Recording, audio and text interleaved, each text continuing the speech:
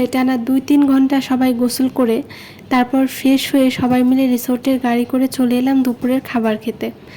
তো এটা buffet lunch ছিল এবং এটাও প্যাকেজের আওতাভুক্তই ছিল। চারপাশের হরেক রকমের খাবার দেখেই চোখ জুড়িয়ে যাচ্ছিল আমার, কি খাবার।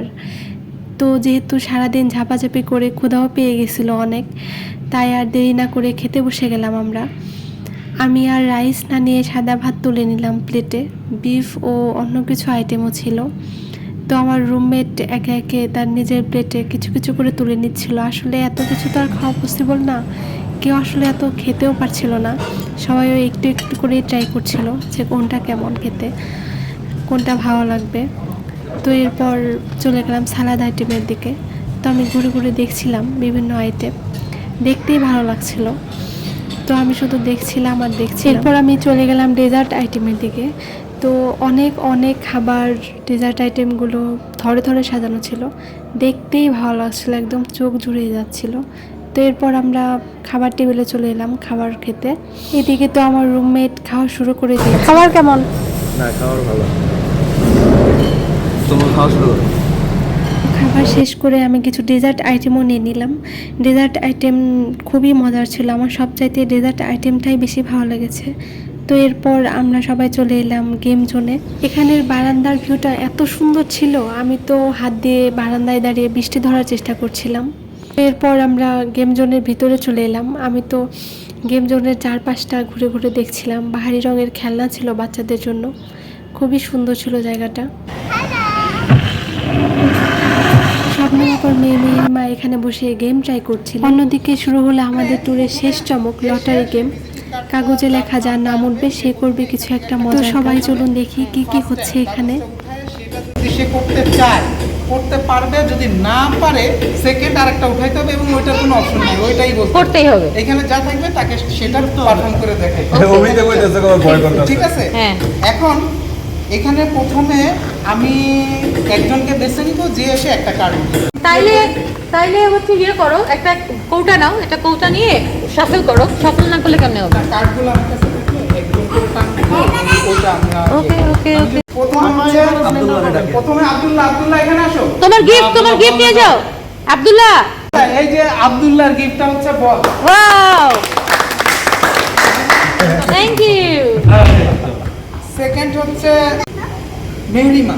ওই তোমারও গিফট আছে, যাও যাও যাও। মেহরিমার গিফট আছে, গিফটটা হচ্ছে ওয়াও, থ্যাংক ইউ বলো, থ্যাংক ইউ। খুশি? এরপরে আছে রবিউল। হ্যাঁ রবিউল, থ্যাংক ইউ। আসলে বলটা কি তোমার?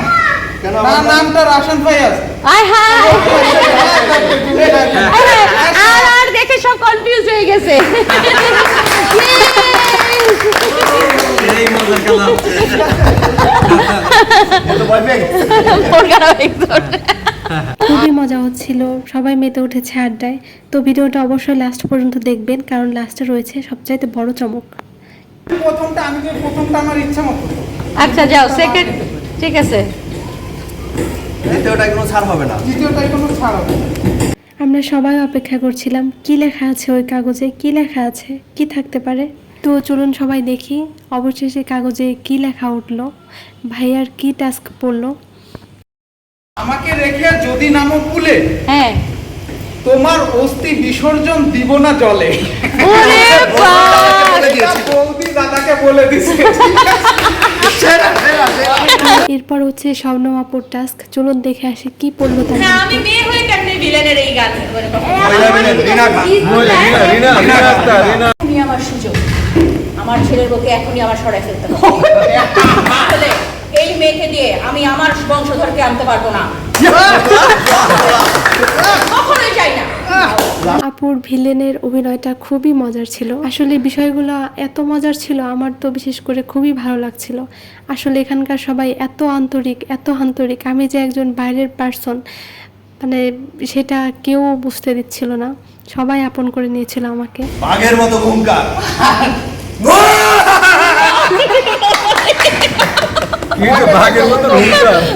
বাঘের মতো হুঙ্কার শেষে এবার চলে এলো আমাদের দাদার টাস্ক। দেখি রে জড়াইলে জ্বালায় মনের বাতি মেস কোথায় রাখলে দেও নাই আমি সিগারেট দাদা সেরারে গল্প গান আর আড্ডায় জমজমাট হয়ে উঠেছিল পুরো পরিবেশ। তো এবার আমার পালা। তো আরেকটা কথা, লটারিতে সবাইকে যে গিফটগুলো দেয়া হবে সেগুলোকে মাঝখানে রেখে সবাই ঘিরে বসেছি আমরা। সেসব কথা পরে হবে, আগে চলুন দেখি আমার কি টাস্ক আসছে। দাও বাবা, ভাষণ দাও। ভাষণ না না না, এটা দাও। এটাই দাও। না যদি পারে নিব হ্যাঁ, আরেকটা আমি চয়েস বঙ্গবন্ধুর ভাষণ দিবা। আরেকটা চয়েস দিতে পারেন আপনি তাহলে শেখ হাসিনার।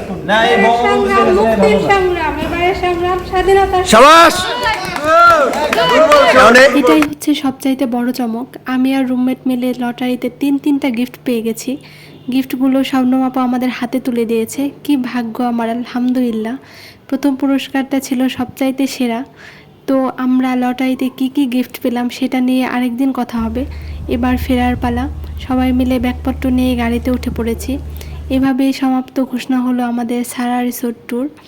হাসি, আনন্দ, অনেকগুলো গিফট আর অনেক স্মৃতিতে ভরা এই ট্যুরটা আমার জীবনের একটা দারুণ অধ্যায় হয়ে থাকবে।